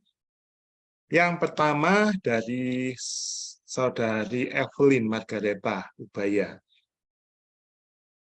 Minta izin Pak Dedi untuk bertanya, apakah suka duka dan tantangan untuk membuka bisnis herbal di era digital 4.0 menuju demokrasi 5.0? Karena seringkali generasi Z itu lebih suka produk non-herbal, Pak, dan produk luar negeri untuk kesehatannya. Karena seringkali mereka berpikir meyakini bahwa non-herbal itu lebih cepat mengobati dan lebih efektif daripada herbal. Apa ada tips personal branding dan marketing untuk kita yang memiliki modal terbatas dan lagi bingung nih target pasar supaya bisnis herbal kita mampu bersaing dengan yang sudah terkenal? Begitu Pak dari Saudari Evelyn. Iya Pak Dedi, silakan. Iya, seperti yang saya sampaikan tadi ya, Bapak Ibu sekalian, kalau kita mempersepsikan bahwa namanya produk herbal itu adalah untuk pengobatan, ya, untuk pengobatan saja, maka pasti orang akan cenderung untuk menggunakan produk-produk yang kimiawi, yang mungkin reaksinya lebih cepat ya. Reaksinya lebih cepat, kemudian brand-nya mungkin orang sudah tahu, brand-nya sudah kuat, gitu ya. Ya, pasti kita bukan berarti nggak akan menang, enggak, tetapi perlu waktu yang sangat panjang untuk mengedukasi pasar bahwa yang namanya produk herbal itu jauh lebih bagus, jauh lebih efek sampingnya jauh lebih rendah dibanding dengan produk yang kimiawi. Ya. Karena gini, kita bicara generasi sekarang itu generasi instan kok. Generasi instan itu pengennya kalau cepat, kalau sakit minum obat langsung sembuh gitu ya. Pengennya obatnya enak gitu ya, enggak pahit. Terus kemudian murah gitu ya. Ya. Nah, kalau kemudian kita hanya masuk herbal itu hanya sebagai produk kesehatan, maka kita pasti akan sulit untuk menghadapi kompetitor-kompetitor besar. Tapilah masuklah sebagai produk produk natural ya, produk yang natural friendly ya, di berbagai produk yang kita pakai sehari-hari. Ya. Ya, sehingga apa? Sehingga kita bisa membangun branding. Ya, beberapa merek lokal itu menang loh lawan merek apa namanya luar negeri. Ya, contoh misalnya MS Glue, ya itu menang. Ya, Wardah menang. Ya, orang cenderung seperti tadi saya sampaikan, orang lokal sekarang cenderung untuk beli produk lokal kok. Artinya mereka sadar bahwa produk-produk lokal itu tidak kalah sebenarnya ya dengan produk-produk asing. Hanya apa? Hanya yaitu tadi produk lokal itu biasanya uangnya cekak, sehingga marketing promotionnya juga nggak bisa sebombastis perusahaan-perusahaan besar dari luar yang mengiklankan dengan berbagai apa namanya endorser, misalnya apa penyanyi Korea dan lain sebagainya gitu ya. Ya, oleh karena itu coba kita berpikir untuk produk herbal itu tidak hanya untuk kesehatan. Produk herbal adalah semua produk yang kita bisa konsumsi dan kita butuhkan dalam kehidupan kita sehari-hari. Itu sih, Pak. Ya.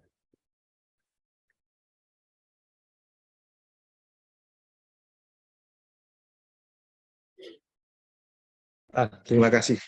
Bapak Ibu ada beberapa pertanyaan mungkin saya terpaksa skip. Jadi mungkin pertanyaan seperti kapsul itu lebih baik tidak atau apa mungkin saya skip ya. Di Saya nggak bisa jawab mungkin loh itu, nanti Pak. Bu Uke bisa jawab itu. Saya tidak bisa jawab. yang berikutnya dari Pak Risa Fahmi, jadi dari CV Rohman Jaya.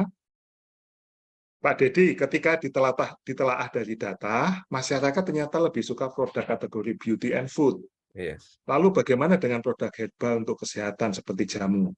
Kedepannya, masyarakat cenderung ada peningkatan untuk mengkonsumsi produk. Apakah ada peningkatan untuk konsumsi obat atau produk herbal? Lalu, untuk pelaku usaha obat tradisional, di secondary and rural untuk survive di era digital ini bagaimana, Pak? Apakah memang lebih baik digeserkan atau diarahkan saja ke kategori beauty atau cukup kita tetap bertahan? Iya. Mungkin paradigmanya adalah kalau produk herbal itu yang diminum ya. Sebetulnya untuk yang namanya untuk kecantikan atau kesehatan itu belum tentu diminum loh sebetulnya ya. Belum tentu diminum. Jadi jangan dikecilkan bahwa itu harus diminum gitu ya. Untuk kesehatan bisa juga apa namanya selain obat minum juga bisa apa namanya untuk dipakai ya kan gitu ya, untuk dipakai ya, seperti kalau kita bicara luluran itu kan sebenarnya obat tradisional juga ya apa herbal juga luluran, terus kemudian untuk wajah dan lain sebagainya. Jadi jangan fokus bahwa jangan terlalu sempit bahwa namanya obat herbal itu jamu. Jamu itu untuk diminum. Jangan dikecilkan seperti itu. Ya. Coba pikirkan lebih luas lagi. Kalau Bapak Ibu terlalu sempit, nanti pasarnya akan sempit. Dan kalau pasarnya sempit, susah untuk kita berkembang. Ya. Maka kita harus bagaimana melakukan penetrasi ke pasar yang lebih luas. Ya. Cara berpikir kita harus berbeda. Cara berpikir kita bukan hanya jamu yang untuk diminum, tapi kita bisa mengembangkan produk-produk yang untuk kecantikan, tapi tidak harus diminum. Gitu, Pak Dias ya. Tapi untuk yang di rural, ya, kalau edukasi ya, rural jauh lebih concern pada produk-produk herbal ya di rural. Tapi bukan berarti di kota-kota besar enggak ya. Ini bicara masalah edukasi. Kalau memang fokus ke rural, maka penjualannya fokus ke penjualan offline. Apa kemudian online nggak boleh? Ya, harusnya penjualan online dan offline. Tapi untuk rural biasanya mereka beli di offline. Sedangkan untuk kota-kota besar, mereka akan beli melalui online. Sehingga kalau Bapak mau masuk ke kota besar, sales online-nya, promosi online, digital marketing, strateginya harus dikuatkan. Tapi kalau mau masuk ke rural, yaitu tadi, offline-nya harus dikuatkan. Ya. Strategi penjualan offline-nya harus dikuatkan. Itu sih Pak Dias. Baik, Pak. Terima kasih. Pertanyaan ketiga, saya gabungkan antara dua penanya. Yang pertama dari Pak Muhammad Nur dari Riau. Selamat siang, Pak Nur. Saya mengenal Bapak ini, tidak cuma sekali, sudah beberapa kali ya. Terima kasih untuk selalu datang. Dan kemudian yang kedua, saya gabung dengan UD Sri Kandi, Madiun juga. Pecelnya bikin kangen ya. Enak pecel. Yang secara umum, saya gabung pertanyaannya, usaha herbal apabila sudah memiliki branding seperti menjual jamu racikan, yang menurut pandangan masyarakat, produk ini kurang kekinian, Pak. Lalu, strategi yang tepat agar perusahaan tersebut dapat tetap berinovasi dalam mempertahankan image-nya agar survive, bagaimana ya Pak? Itu yang pertama, tentang masalah strategi pemasaran. Kemudian, yang kedua adalah bagaimana cara dan strategi mempertahankan konsumen agar tetap loyal dengan produk yang ditawarkan. Itu Pak Dedi, ada dua pertanyaan dari dua peserta. Terima kasih banyak, Pak. Iya. Ya, jadi Bapak Ibu sekalian, konsepnya mungkin masih konsep lama ya. Ini racik, ini jamu harus ditumbuk, harus diracik. Jamu itu rasanya nggak enak gitu ya. Itu harus diubah proses itu ya. Artinya jamu itu sesuatu yang mungkin dulu gara-gara dulu ya. Dulu kita itu kalau minum jamu itu pasti pahitnya luar biasa gitu ya. Ya. Ke depan beberapa perusahaan jamu itu sudah branding bahwa jamu itu enak gitu kan, ya, menyegarkan ya, ya. Kemudian tidak hanya diminum kan gitu, bisa jadi itu berbentuk beverage drink yang itu kan, yang dikemas dalam bentuk yang bagus dan kemudian rasanya mungkin enak. Terus kemudian kalau bisa dalam bentuk makanan juga bisa, kue, snack, ya. Terus kemudian juga untuk dipakai secara dioles dan lain sebagainya. Sebenarnya banyak sekali model-model untuk bisa dikembangkan dari jamu ya atau obat-obatan herbal ini. Tapi jangan hanya kita itu sering berpikir konvensional jamu ya, mungkin kita itu karena hidup di ya yang masuk ke otak kita itu jamu pahit, nggak enak itu kan, dan lain sebagainya. Padahal kita harus merubah itu semua, ya, bahwa jamu itu enak, menyegarkan, berkhasiat, kan, harganya murah kan itu kan, ya, atau harganya terjangkau kan itu. Nah, itu sih Pak, yang bisa saya sampaikan karena beberapa jamu ya jamu ibu gitu ya, terus kemudian Mustika Ratu, mereka buat jamu enak kok gitu ya. Saya biasanya sering yang jamu ibu itu temulawak itu saya sering beli itu enak, tidak rasanya seperti jamu, tapi seperti rasa minuman, drink ya, beverage ya, ya. Dan itu menyegarkan, enak ya. Jadi kita tidak terasa seperti minum jamu seperti zaman dulu yang pahit dan tidak enak gitu ya. Itu sih Pak Dias ya. Jadi mungkin perspektif kita ya, paradigma kita itu selalu jamu, obat tradisional, pahit, nggak enak itu ya. Nah itu yang kita harus ubah ya. Kalau kita ingin pasar yang lebih besar. Apalagi kemudian kalau jamu dulu kan jamu pakai air panas itu ya, sekarang bisa diseduh pakai es, diminum dingin-dingin kayak seperti Coca-Cola dan lain sebagainya kan enak Pak. Artinya apa? Pasar kita bisa masuk ke anak-anak muda. Gitu. Itu Pak Dias. Terima kasih Pak. Berikutnya mungkin kita pernah bahas ini sebelumnya lebih spesifik, cuman ini ada yang bertanya kebetulan mungkin bukan intimidasi ya, terstimulasi dari banyak statementnya Pak Dedi berkaitan tentang branding juga sih. Jadi dari Kiki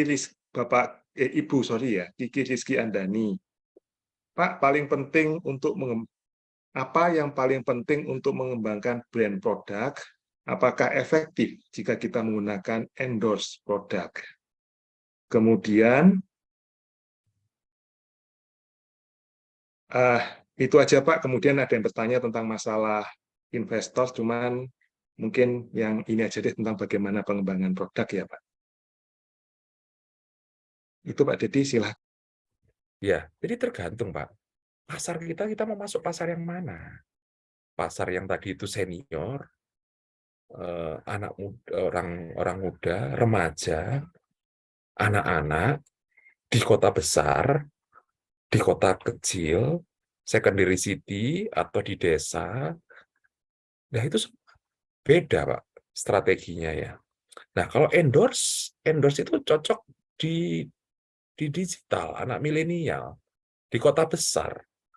Berarti paling tidak targetnya adalah anak milenial yang tinggal di kota besar. Bisa pakai endorse. Tapi kalau kemudian targetnya adalah senior, kemudian dia tinggal di desa, nggak cocok pakai endorse. Jadi tergantung target pasar kita mau kemana. Ya. Masalah pemilihan strategi pemasaran itu tergantung. Kita mau jangkau yang mana.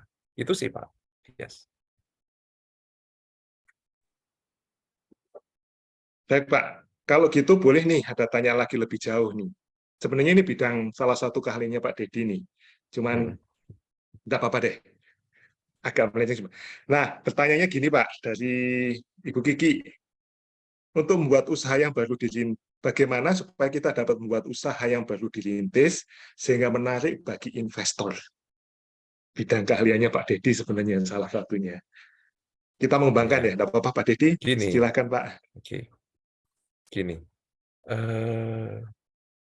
Investor itu akan mau invest kalau produk Bapak Ibu dibutuhkan di pasar oleh jumlah konsumen yang cukup banyak. Kan gitu kan?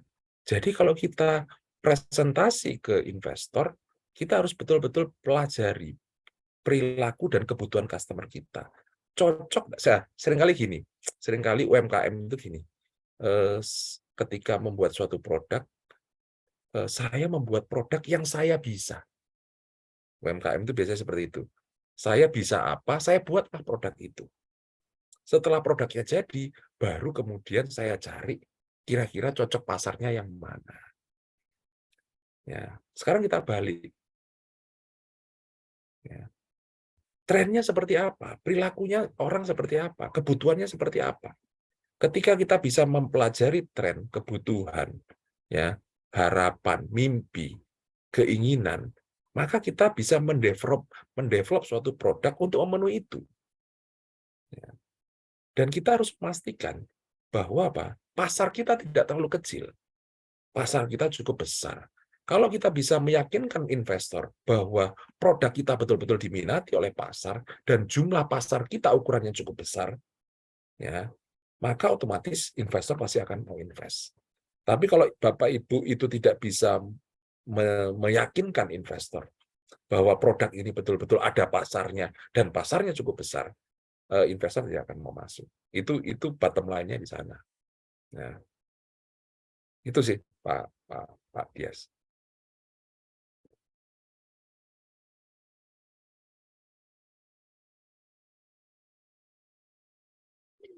Oh, masih silent. Maaf. Iya. Sebenarnya ada pertanyaan lagi dari Ibu Paulina, cuman memang jawabannya sebenarnya udah masuk ya, cuman lebih baik enggak apa-apa saya bacakan aja, mungkin Pak Dedi ada nambah. Ini agak spesifik, Ibu Paulina mengatakan punya usaha produk jamu, dan yang menarik seperti yang salah satu Pak Dedi sampaikan, ready to drinks. Yes. Jadi bagaimana mengubah mindset anak muda kalau jamu itu produk jadul. Kalau jamu itu bukan produk jadul, tetapi suatu produk yang menarik, bukan cuma sesuatu yang kolot. Jadi saya sih menangkap dari beberapa Pak Dedi masukan, udah beri sampaikan, cuman mungkin Bapak ada tambahan kah? Nah, yang gini ini masuk cocok endorse. Kan pasarnya anak muda tadi ya. Bagaimana masuk anak muda? Anak muda itu perlu endorse, Pak. Ya, endorse. Oleh karena itu, yang seperti ini cocok. yang saya sampaikan sebelumnya tadi ya. Kalau senior kayak kita, Pak, di endorse nggak cocok, Pak. Kecuali yang endorse Pak Jokowi cocok, Pak. Kita baru Waduh, sip. kalau kita endorse influencer di Instagram, ya kita udah kenal siapa mereka, Pak. Kita udah kenal. Tapi kalau anak-anak muda biasanya, kalau mau masuk ke pasar anak muda, endorse menjadi sesuatu yang sangat efektif. Ya. Baik, kalau begitu waktu kita sudah hampir selesai. Kita cuman punya waktu beberapa menit nih. Kemudian ada saya akan tutup. Kemudian tadi saya juga menyebutkan satu orang, Pak Solikin. Jadi tidak bertanya sih, Pak Solikin terima kasih untuk sarannya. Pak Solikin mengatakan, ini judulnya nggak tepat ya. Strategi usaha digital herbal untuk survive di era digital. Tepatnya adalah untuk inovasi dan peluang bisnis pasca pandemik. Itu sarannya Pak Solikin. Terima kasih banyak, Pak. Jadi memang kita bicara global. Kemudian saya mengajak nih Pak Solikin dan kemudian teman-teman dan rekan-rekan Bapak Ibu sekalian. Sekarang kita bicara tentang strategi.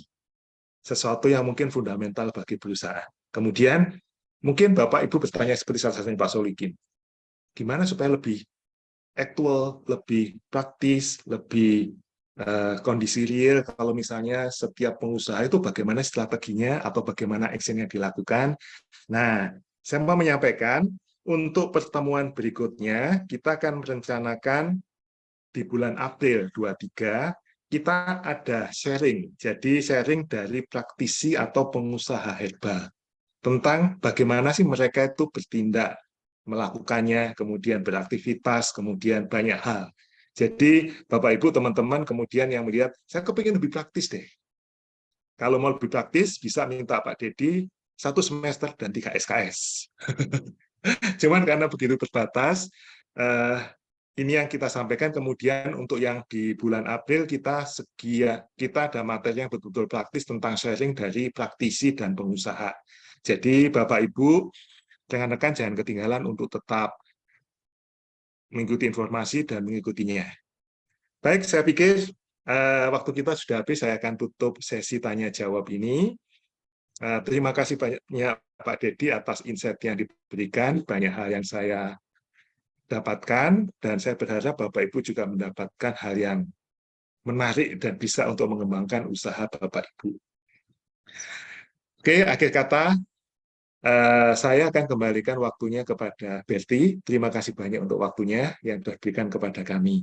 Dan terima kasih sekali lagi Pak Dedi untuk banyak hal sudah disampaikan.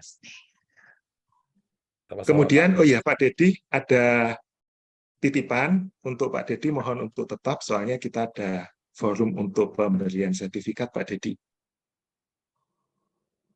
Ya Pak Berti, saya silakan waktunya kepada Berti. Terima kasih ya. Baik Pak, terima kasih. Sebagai informasi bagi para peserta, bahwasannya link presensi akan dibagikan oleh panitia melalui chat Zoom pada akhir acara nanti.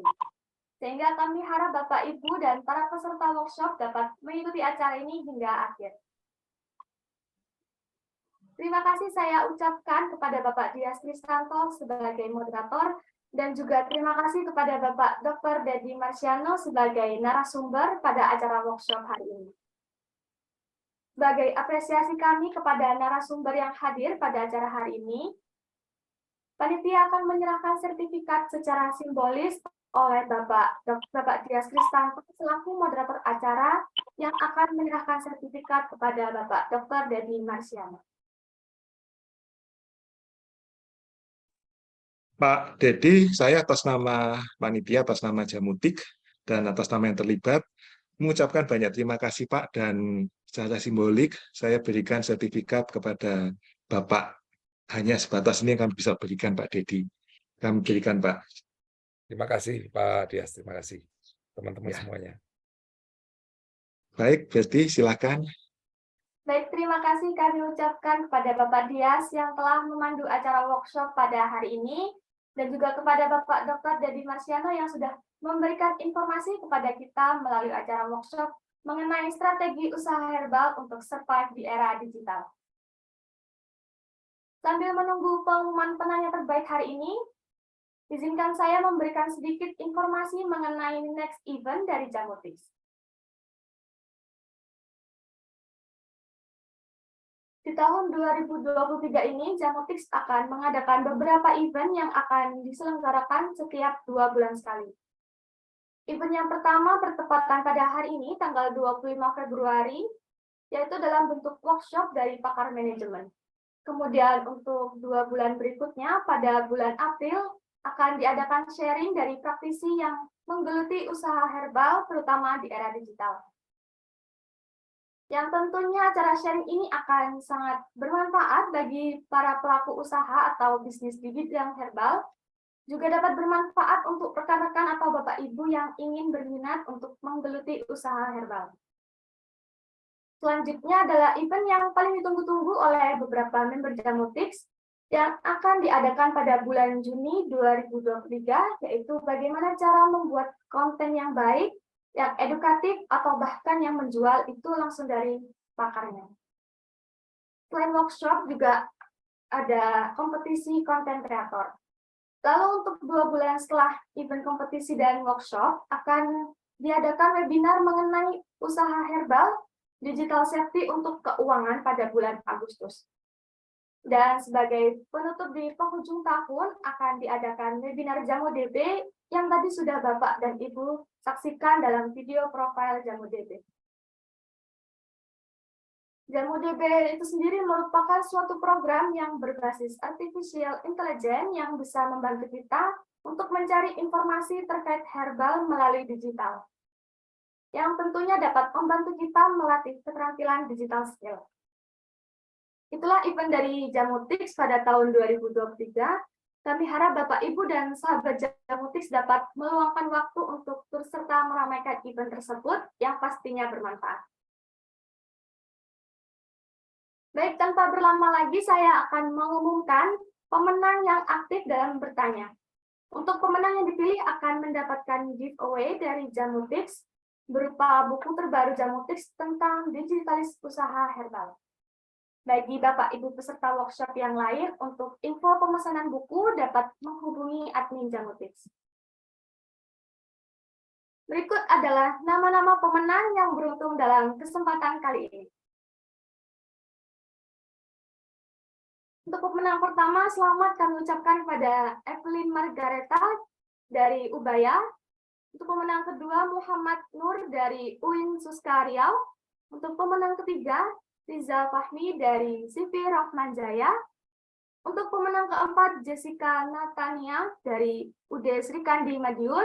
Dan pemenang yang kelima dari Kiki Rizky. Kami ucapkan selamat kepada para pemenang. Untuk para pemenang diharapkan menghubungi admin Jamutix dengan nomor 0821 3976 6929. Atau juga bisa dilihat pada kolom chat Zoom untuk mengklaim hadiah setelah acara berakhir. Bapak, Ibu, dan rekan-rekan peserta workshop Jamutix sekalian, tidak terasa rangkaian acara telah kita lalui bersama dengan lancar. Semoga seluruh rangkaian acara hari ini dapat memberikan manfaat bagi kita semua. Untuk informasi terkait event selanjutnya akan dibagikan secara berkala di grup WhatsApp Jamutix. Jadi dimohon kepada para peserta untuk tidak leave grup WhatsApp agar memperoleh informasi menarik lainnya. Untuk artikel, video, dan kuis seputar informasi herbal dan bahan alam juga dapat dipantau melalui media sosial Jamutix dengan alamat yang tertera pada kolom chat Zoom. Kami juga mengingatkan kepada Bapak, Ibu, dan rekan-rekan Jamutix untuk mengisi form evaluasi melalui link yang sudah diberikan oleh panitia di chat Zoom, agar sertifikat dapat segera dikirimkan kepada Bapak, Ibu, dan juga sahabat Jamutix. Baik, kami mengucapkan terima kasih yang sebesar-besarnya atas partisipasi dan antusiasme Bapak, Ibu, dan juga sahabat Jamutix yang telah hadir pada acara workshop hari ini. Saya Berti Ratna dan seluruh panitia pamit undur diri. Terima kasih dan selamat siang. Viva Ubaya! Terima kasih Pak Dedi Marsiano untuk presentasinya yang sangat mencerahkan.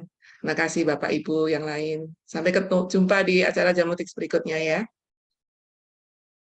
Sama-sama Bu, sukses untuk semuanya. Salam sehat.